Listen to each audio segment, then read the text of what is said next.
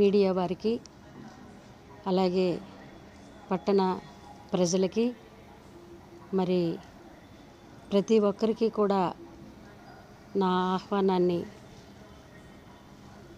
తీసుకొని ఈ కార్యక్రమానికి, ఈ ప్రెస్ మీట్కి వచ్చినటువంటి ప్రతి ఒక్కరికి కూడా హృదయపూర్వకమైనటువంటి నమస్కారాలు.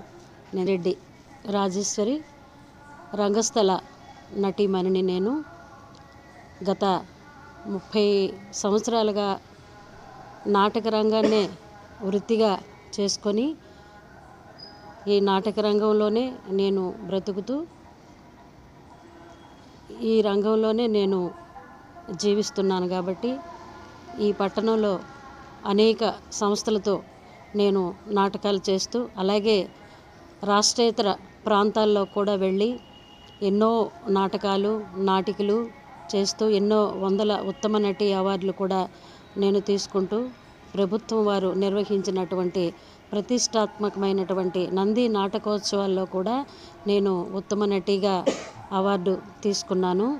మరి ఈ పట్టణంలో ముత్యాలమ్మ అంటే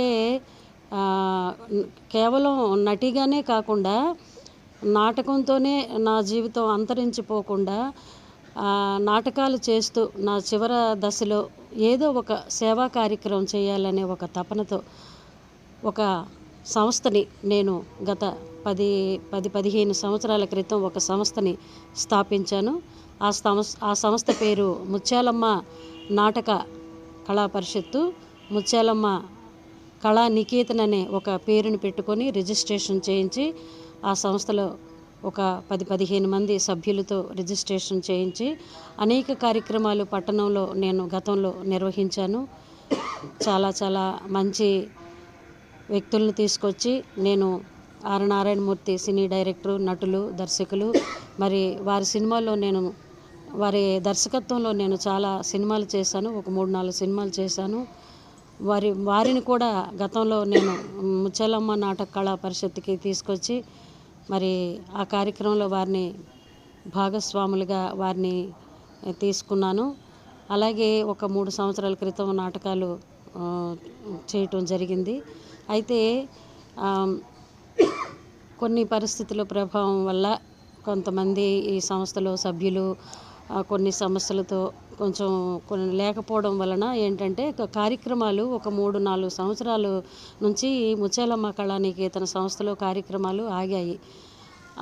ఈ తరుణంలోనే ఏంటంటే నన్ను ఒక మంచి నటిగా ఈ పట్టణంలో నన్ను గుర్తించి నాకు ఒక సత్కారం చేయాలనే ఒక సదుద్దేశంతో నన్ను గుర్తించి పీకే ఎంటర్టైన్మెంట్ సంస్థ వారు శ్రీకాకుళంలో మంచి సేవా కార్యక్రమాలు వాళ్ళు చేస్తున్నారు.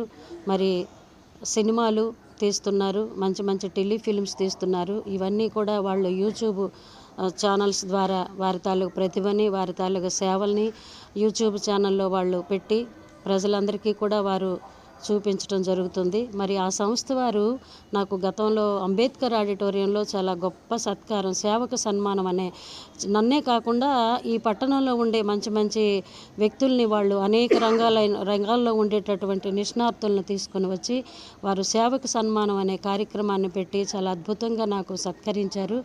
అదే సమయంలో వారు ఎందుకో నాకు తెలియదు ఆకర్షింపబడ్డారు. పీకే ఎంటర్టైన్మెంట్ వారు చాలా సేవా కార్యక్రమాలు వారు సంస్థలో చేస్తూ వాళ్ళు ఆదరించి వాళ్ళు ఎక్కడికి వెళ్తున్నారు, ఏం చేస్తున్నారు, ఎలా చేస్తున్నారో తెలియదు కానీ సమస్యల్లో ఉండేటటువంటి వాళ్ళ కన్నీళ్లు తుడుస్తూ వాళ్ళ ఆకలిని తీరుస్తూ వాళ్ళకి మేమున్నాము, మీరేమి బాధపడకండి అని చెప్పేసి వాళ్ళకి ఒక ఓదార్పుగా పీకే ఎంటర్టైన్మెంట్ సంస్థ వారు ఉంటూ అనేక సేవల్ని వాళ్ళు చేస్తున్నారు. ఆ సంస్థ వారు నేను ఆ రోజు చూసి నేను చాలా ఆనందించాను ఆ కార్యక్రమంలో.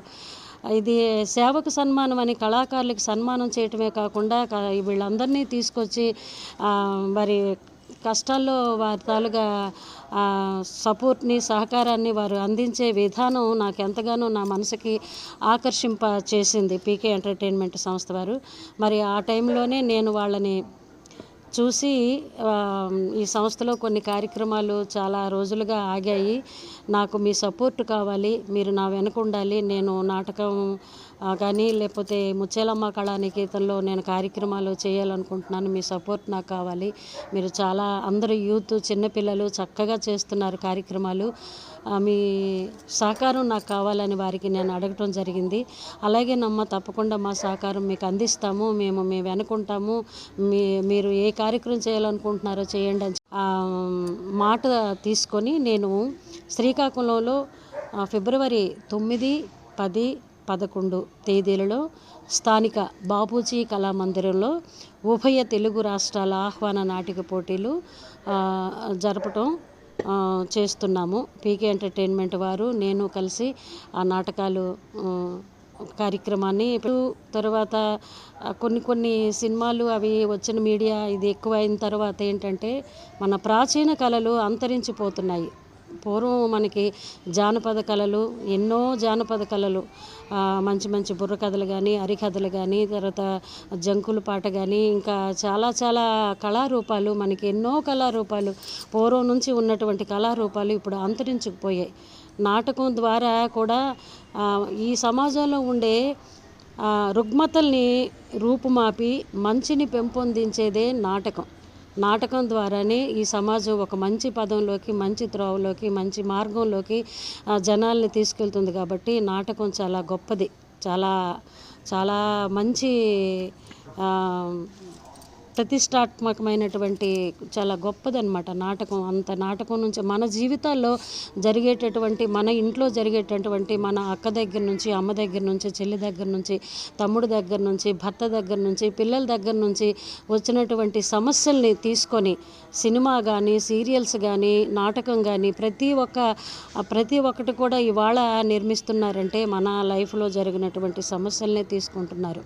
కనుక నాటకం చాలా గొప్పది. కాబట్టి నాటకాలు అంతరించిపోతున్నాయి. ఈ సీరియల్స్ అవి వచ్చిన తర్వాత నాటకం బ్రతకాలి, నాటకాన్ని మనం బ్రతికించాలి అనే ఒక మంచి ఉద్దేశంతో ఈ నాటకాల పోటీ పెట్టడం జరిగింది. నాటకం వల్ల కళాకారులు బ్రతుకుతారు. ఒక 3 రోజుల పాటు నాటకాలు నిర్వహిస్తే వాళ్ళకి ఇప్పుడు అందులో చేసినటువంటి టెక్నీషియన్స్ కానీ, ఒక నటీమణి కానీ, ఒక మేకప్ ఆర్టిస్ట్ కానీ, ఒక మ్యూజిక్ ఆర్టిస్ట్ కానీ, ఇలాగా చాలా ఒక మైకు కట్టినటువంటి వ్యక్తి కానీ, ఇటువంటి వాళ్ళందరూ కూడా ఏంటంటే కళల మీద దాని మీదే బ్రతికినటువంటి వాళ్ళకి ఈ నాటకాలు కాంపిటీషను పెట్టడం వలన ఒక 3 రోజుల పాటు ఏదో ఉపాధి కలుగుతుంది అనే ఒక ఉద్దేశంతో, అలాగే నాటకం ద్వారా మనం సమాజానికి ఒక మంచి మెసేజ్ ఇచ్చిన వాళ్ళం అవుతామనే ఒక ఉద్దేశంతో ఈ నాటకాల కాంపిటీషను, ఈ పోటీలు ఈ 3 రోజుల పాటు స్థానిక బాపూజీ కళామందిర్లో పెట్టడం జరిగింది.